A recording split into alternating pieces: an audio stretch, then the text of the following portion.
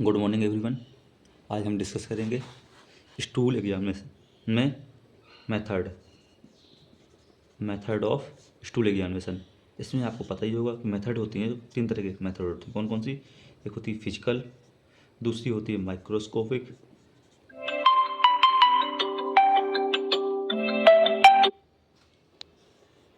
तीसरी होती है केमिकल।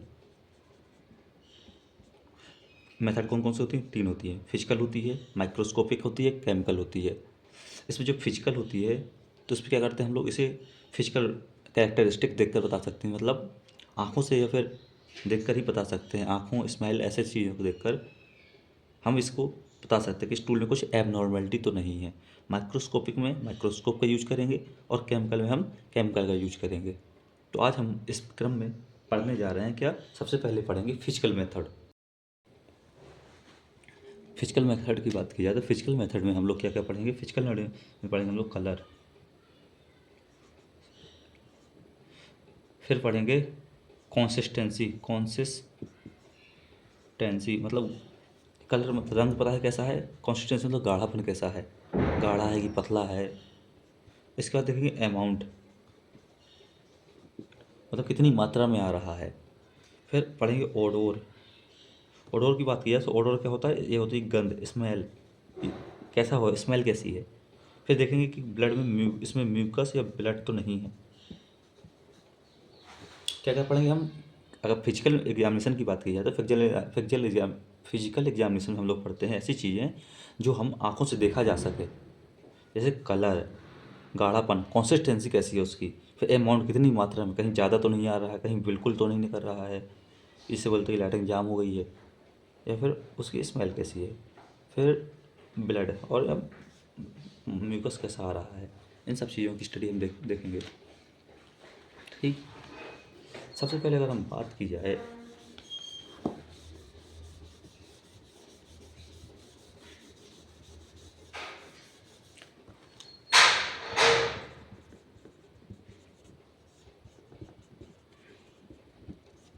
फिर सबसे पहले हम पढ़ें कि क्या सब नॉर्मल चीज़ तो पता होनी चाहिए, तभी तो हम बता पाएंगे नॉर्मल क्या होता है।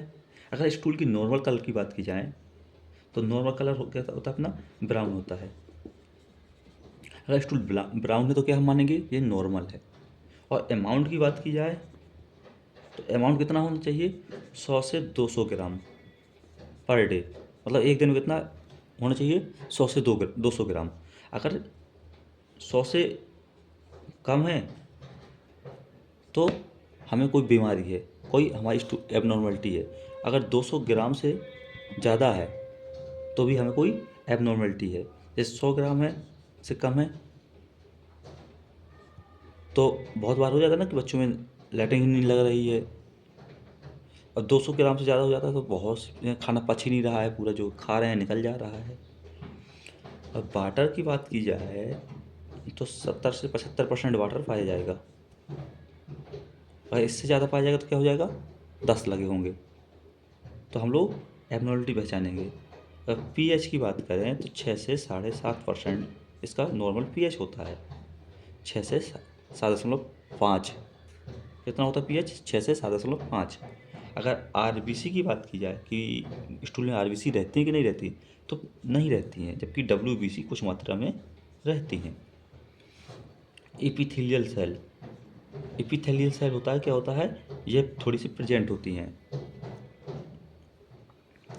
आपको सबको बिलीरुबिन की बात की जाए तो बिलीरुबिन ही स्टूल के कलर को डिसाइड करता है, तो ये रहेगा। इसे क्या बोलते हैं? स्टार को बिलिनोजन। ये सबसे इम्पोर्टेंट चीज़ है। बहुत से बार एमसीक्यूज या फिर एग्जाम में आता है कि कौन सा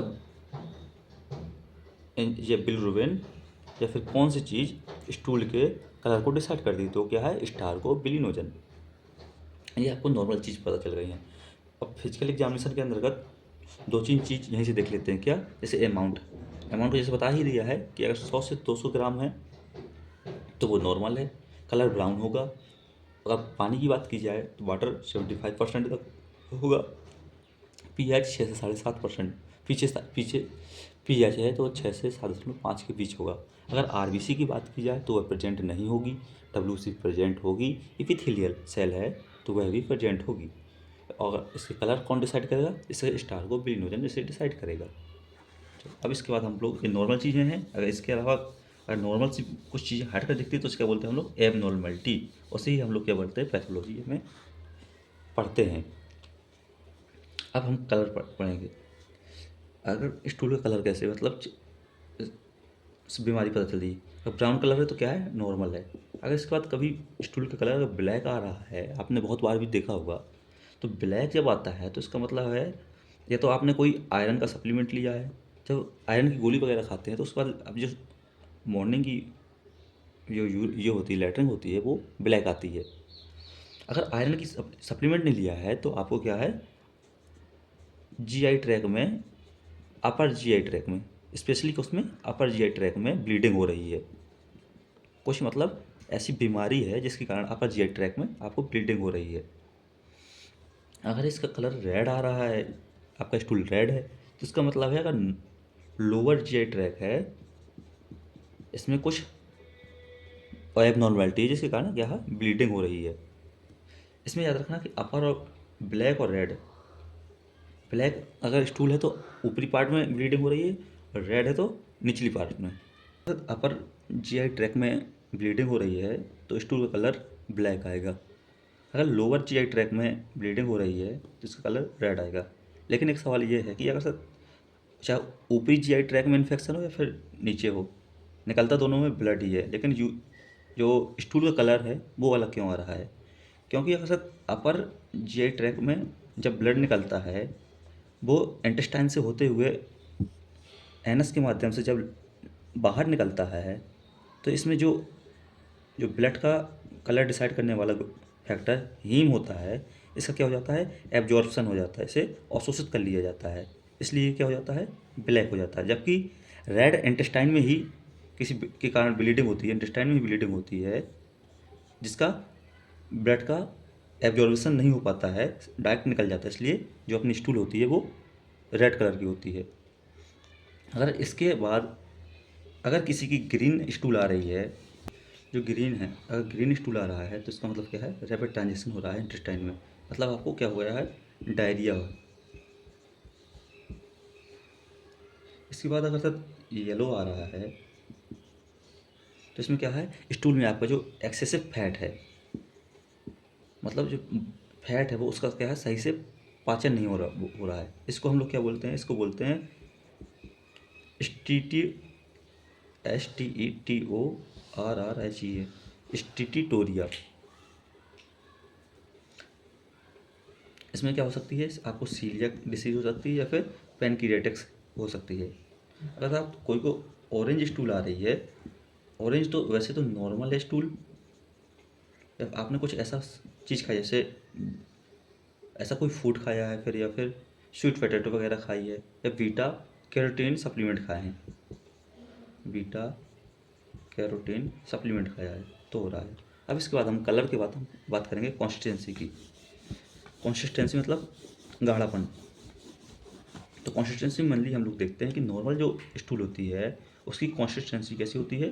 होता है सॉफ्ट होता है या फिर फॉर्म्ड होता है। अगर सॉफ्ट स्टूल आ रहा है तो आप क्या है? स्टूल नॉर्मल है। अगर इसके बाद बहुत ज़्यादा जो स्टूल हार्ड आ रहा है, ऐसे छोटी छोटी गुठलियाँ टाइप की, तो मतलब बहुत ज़्यादा हार्ड आ रहा है, तो इससे क्या है? इससे आपको क्या हो गया? कॉन्स्टिपेशन हो गया है, मतलब कब्ज हो गया है। इसके बाद अगर वाटरली आ रहा है या फिर लूज आ रहा है, इसका मतलब ये है कि आपको डायरिया हो चुका है या फिर बैक्टीरियल इन्फेक्शन है। डायरिया है या फिर बैक्टीरियल इन्फेक्शन है। अगर सर आपके स्टूल में रिबन, जैसे रिबन बन रहे हैं,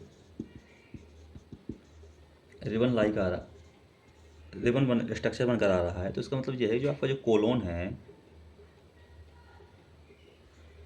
वो नैरोइंग हो चुकी है। इसका मतलब नैरोइंग कोलोन, या फिर obstruction in the lumen of the wall, जो वॉल की ल्यूमेन है उसमें क्या है, ऑब्स्ट्रक्शन हो गई। लुमिन मतलब होता है ओपननेस, जहाँ खुला होता है, खुलता है, ओपनिंग। अगर आपको राइस वाटर आ रहा है, मतलब चावल के पानी के जैसा सफ़ेद स्टूल आ रहा है, तो इसका मतलब आपको क्या हो गया, कोलेरा हो गया है। इस प्रकार अगर सर देखा जाए तो क्या है, अगर सर नॉर्मल स्टूल होगी कैसी होगी, फॉर्मुलेट सॉफ्ट होगी। अगर हार्ड आ रहा है तो क्या होगा, आपको कॉन्स्टिपेशन होगा। अगर वाटरली या फिर लूज आ रहा है तो क्या है, आपको डायरिया है या फिर बैक्टीरियल इन्फेक्शन है। अगर रिबन लाइक स्ट्रक्चर आ रहा है तो क्या है, जो कॉलोन है उसको नैरोंग हो चुकी है, या फिर बॉल का जो ल्यूमेन है, उस जो ओपनिंग है उसमें कोई ऑब्स्ट्रक्शन है, मतलब रुकावट है। अगर राइस वाटर आ रहा है, स्टूल आ रहा है, तो आपको कोलेरा हो चुका है। इसके बाद हम लोग देखेंगे ओडोर मतलब स्मेल। ओडोर के बाद स्मेल। अब हम लोग देख रहे हैं ओडोर मतलब स्मेल। अगर नॉर्मल स्मेल की बात की जाए, नॉर्मल स्मेल कैसी होती है,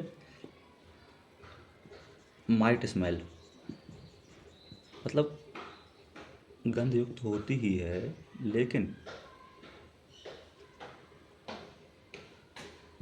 जो स्मेल होती है वो गंध युक्त तो होती ही है, लेकिन क्या होती है, सहने योग्य होती है, मतलब सहन किया जा सकता है। अगर सर फॉल स्मेलिंग आ रहा है, फॉल स्मेलिंग मतलब अत्यधिक दुर्गंध वाला, तो इसका मतलब हो रहा है या तो कोई इन्फेक्शन हो गया है आपको, या फिर माल एब्जॉर्प्शन हो जा गया है, मतलब जो आपको चीज़ें खा रहे हैं उसका सही से अवशोषण नहीं हो पा रहा है, या फिर आपको स्टूल में फैट आ रहा है। ठीक, अगर सॉर स्मेलिंग आ रही है, खट्टी जैसी आ रही है, तो क्या इसका मतलब है, जो कार्बोहाइड्रेट का पाचन है वो क्या है, सही से नहीं हो पा रहा है। जो कार्बोहाइड्रेट का पाचन है वो सही से नहीं हो पा रहा है। अगर सर ऐसी आ रही मेटेलिक या फिर अनयूजुअल, अगर धातु जैसी फिर अनयूजुअल आ रही है, अजीब आ रही है, तो उसका मतलब क्या है, आपने या तो दवाइयाँ ली हैं या फिर मेटाबॉलिक डिसऑर्डर हो गया है आपको। अब हम लोग देखेंगे फिजिकल एग्जामिनेशन क्या है, म्यूकस, ब्लड और सब्सटेंस। अगर अपनी स्टूल में, स्टूल क्या है, म्यूकस आ रहा है, तो इसका मतलब क्या है, अपने को या तो इन्फ्लामेशन है या फिर क्या है, इन्फेक्शन है। अगर म्यूकस आ रहा है तो इसका मतलब क्या है, या तो इन्फ्लामेशन है या फिर अल्सर है या इन्फेक्शन है, जिसमें क्या हो सकता है, अल्सरेटिक कोलाइटिस भी हो सकता है। ठीक, अक्सर ब्लड आ रहा है, ब्लड में तो आपने देखा ही है क्या है, ये तो ब्लीडिंग हो रही है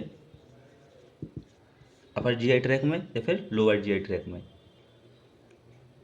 ये क्या हो जाए, कलर से भी पता चल जाता है। अगर अपर जीआई ट्रैक में है तो क्या होगा, अपर में कैसा आएगा अपना, ब्लैक आएगा, लोअर में कैसा आएगा, रेड आएगा। अगर सर इसके साथ साथ अनडाइजेस्टेड फूड आ रहा है, अनडाइजेस्टेड फूड मटेरियल आ रहा है, तो इसका मतलब क्या है, कुछ चीज़ समथिंग एब नॉर्मल है, हमें ये पता चल जाएगा कि कुछ ना कुछ तो एब नॉर्मल है। इसको हम लोग क्या सजेस्ट करेंगे, माल एब्जॉर्प्शन बोलेंगे, मतलब जो चीज़ हम खा रहे हैं उसका अवशोषण सही से नहीं हो पा रहा है। इसके साथ साथ अगर बार्म्स आ रहे हैं, पैरासाइट आ रहे हैं, पैरासाइट जैसे, तो इसका मतलब क्या है, इसमें भी कुछ इन्फेक्शन हो चुका है, जैसे चुनूना वगैरह पड़ जाते हैं।